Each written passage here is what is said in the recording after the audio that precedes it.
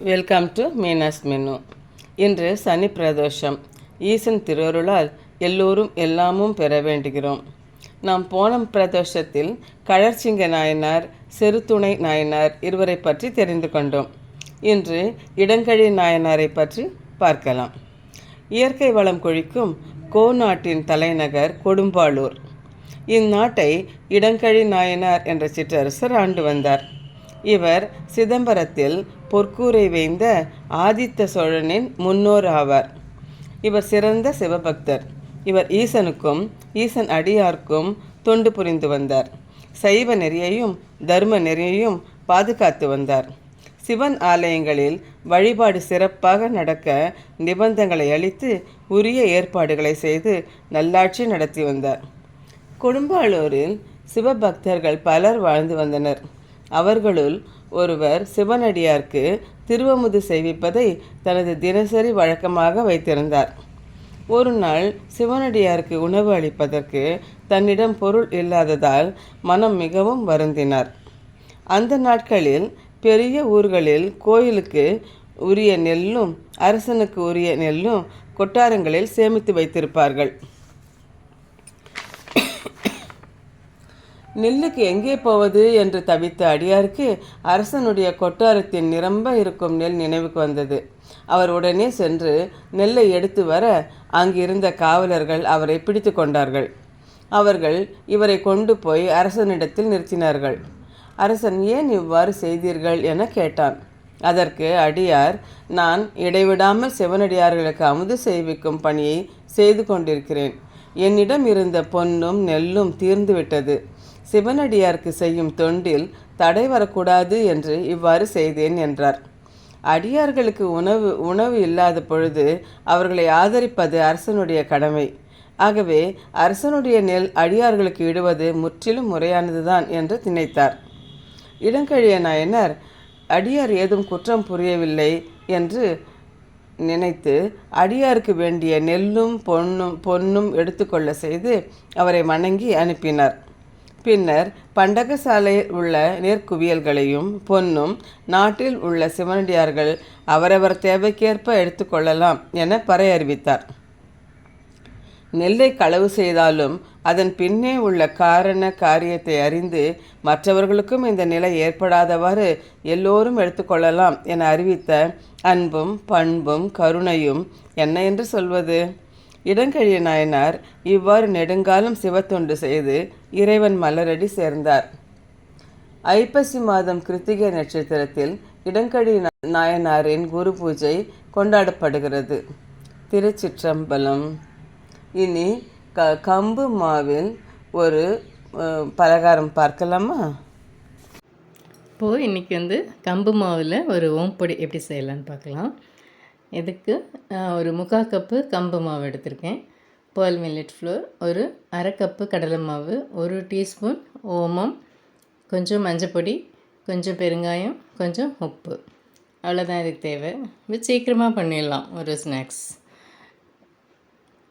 இதில் இந்த ஓமம் கொஞ்சம் தண்ணி ஊற்றி அரைச்சி எடுத்துக்கலாம். அரைச்சி அதோட தண்ணி எடுத்துக்கலாம். இப்போ ஓமம் இல்லைன்னா வெறும்னா கூட நம்ம பெருங்காயம், உப்பு, மஞ்சப்பொடி போட்டு வெறும்னா கூட நம்ம செய்யலாம். அது ப்ளெயினாக இருக்கும், ஒரு அந்த ஃப்ளேவர் இல்லாமல் வெறும் இப்போ நான் இந்த ஓமத்தை அரைச்சி வடிகட்டி அதனோட தண்ணி எடுத்துகிட்ருக்கேன். இந்த தண்ணி ஊற்றி நம்ம கொஞ்சம் பிசைஞ்சிக்கலாம். அடுத்தது கொஞ்சம் கடலை மாவு லேசாக, ரொம்ப சிவக்க வறுக்க வேண்டாம். சும்மா கொஞ்சம் அந்த அரை கப்பு கடலை மாவை கொஞ்சம் லேசாக வறுத்து எடுத்துக்கலாம். இப்போ சாதாரணமாக ஓம்பொடிக்கு கடலை மாவு, அரிசி மாவு போட்டு பண்ணுவோம். இதே மெத்தட் தான். ஆனால் இதில் நம்ம கொஞ்சம் அரிசி மாவுக்கு பதில் நம்ம மில்லட் ஃப்ளோர் சேர்க்குறோம். மில்லட் ஃப்ளோர் கொஞ்சம் ஜாஸ்தியும், கடலை மாவு இது ஒரு 3 பங்கு மில்லட் எடுத்துட்டோன்னா கடலை மாவு ஒரு 2 பங்கு எடுத்துக்கலாம். 3:2 ரேஷியோ அந்த மாதிரி நம்ம எடுத்துக்கலாம். இப்போது எல்லாத்தையும் நம்ம ஒன்றா போட்டுல கம்பு மாவு போட்டாச்சு, கடலை மாவு, அதுக்கப்புறம் கொஞ்சம் உப்பு தேவையான அளவு நம்ம டேஸ்ட்டுக்கு ஏற்ற மாதிரி உப்பு ஆட் பண்ணிக்கலாம். கொஞ்சம் பெருங்காயத்தூள் கொஞ்சம், அதுக்கப்புறம் மஞ்சப்பொடி கொஞ்சம் கலருக்கு கொஞ்சம் மஞ்சப்பொடி போட்டுக்கலாம். எல்லாத்தையும் ஃபஸ்ட்டு போட்டு நம்ம ட்ரையாக மிக்ஸ் பண்ணிடலாம். ட்ரையாக மிக்ஸ் பண்ணிவிட்டு அதுக்கப்புறம் நம்ம இந்த ஓமம் அரைச்சி தண்ணி எடுத்து வச்சுருக்கோம் இல்லையா, அந்த வாட்டர் போட்டு கொஞ்சம் நல்லா மிக்ஸ் பண்ணிவிட்டு அதுக்கப்புறம் நம்ம ப்ளெயின் வாட்டர், நம்ம சாதாரண தண்ணி, பச்சை தண்ணி, சாதாரண தண்ணி போட்டு நம்ம நல்லா மிக்ஸ் பண்ணிக்கலாம். இப்போ தண்ணி ஊற்றி கொஞ்சம் நல்லா பிசைஞ்சிக்கலாம். இந்த ஸ்டேஜில் கொஞ்சம் நல்லா பிசைஞ்சிட்ட அப்புறம் கொஞ்சம் சூடாக எண்ணெயோ வெண்ணெயோ எது வேணுமோ நம்ம ஒரு கொஞ்சமாக விட்டால் போதும். கொஞ்சமாக விட்டு நம்ம பிசைஞ்சு எடுத்துக்கலாம். காரம் வேணுன்றவங்க இந்த ஸ்டேஜில் கொஞ்சம் மிளகா பொடியும் ஆட் பண்ணி நம்ம பிசைஞ்சிக்கலாம். இப்போ நல்லா பிசைஞ்சாச்சு. இதை வந்து நம்ம ஓம்பொடி அச்சில், ஓம்பொடி இந்த சின்ன சின்ன கண்ணாக இருக்கும் இல்லையா, அந்த ஓம்பொடி அச்சு போட்டு பிழிய வேண்டியது. டைரெக்டாக நம்ம வந்து எண்ணெயிலேயே வந்து பிழிஞ்சிடலாம். இது முறுக்கு மாதிரி ஒரு தட்டில் பிழிஞ்சி போட்டுடணும் அந்த மாதிரிலாம் இல்லை, டைரெக்டாகவே நம்ம பிழிஞ்சிடலாம். இது ஒரு இதுக்கு தான் ஆறுது. இதிலே வந்து உங்களுக்கு ஒரு 4-5 ஓம்பொடி ரவுண்டாக கிடைக்கும். நல்லா கடாயில் எண்ணெய் ஊற்றி வச்சுருக்கேன். நல்லா காயணும். எண்ணெய் வந்து நல்லா காஞ்சப்புறம் அதை கொஞ்சம் சிம்மில் வச்சுக்கோங்க. ஏன்னா வந்து ரொம்ப கொதிக்கும்போது புழிகிறது கொஞ்சம் கஷ்டமாக இருக்கும். எண்ணெய் நல்லா காஞ்சோடனே சிம்மில் வச்சுட்டு நல்லா இந்த மாதிரி ரவுண்டாக அதிலே போட்டு புழிஞ்சிடலாம். புழிஞ்சிட்டு அதுக்கப்புறம் கொஞ்சம் நம்ம மீடியம் ஃப்ளேம் ஹை ஃப்ளேம் வச்சுக்கலாம். இது நல்லா வெந்து இந்த ஓசை அடங்கிடும். அந்த ஓசை அடங்கின உடனே நம்ம ஒரு தடவை நம்ம கொஞ்சம் திருப்பி போடலாம். இப்போ நல்லா அந்த சுரசுரப்புலாம் அடங்கி இப்போ திருப்பிடலாம். இப்போ திருப்பி போட்டு கொஞ்சம் ஒரு கீழ் பக்கமாக கொஞ்சம் வேகணும் இல்லையா, அது வேணால் முழுகிற அளவுக்கு நம்ம எண்ணெய் விட்டுருந்தோம்னா எல்லாமே ஃபுல்லாக வெந்துடும். இருந்தாலும் ஒரு தடவை நம்ம திருப்பி போட்டு எடுத்துடலாம். அவ்வளோதான், நம்மளோட கம்பு ஓமப்பொடி ரெடி ஆகிடுச்சு. இதே மாதிரி இன்னொரு தடவை 2-3 தடவை நம்ம புழிஞ்சு எடுத்துக்கலாம்.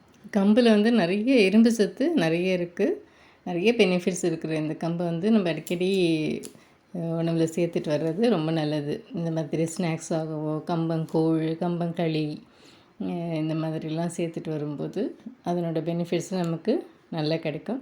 அதுவும் முக்கியமாக வந்து கேர்ள்ஸுக்கு, லேடிஸ்க்கு எல்லாருக்குமே வந்து இது ரொம்ப நல்லது. வளர்கிற பசங்களுக்கு, பொம்பளை பசங்களுக்கு இது வந்து நல்ல அயர்ன் நிறைய இருக்குது இதில். இப்போ கொஞ்சம் கருவேப்பிலையும் போட்டு பொரித்து எடுத்துக்கலாம். இது வந்து எல்லாருமே சாப்பிட்லாம். பொம்பளை பசங்களுக்கு இன்னும் நிறைய பெனிஃபிட்ஸ் இருக்குது. அவ்வளோதான்.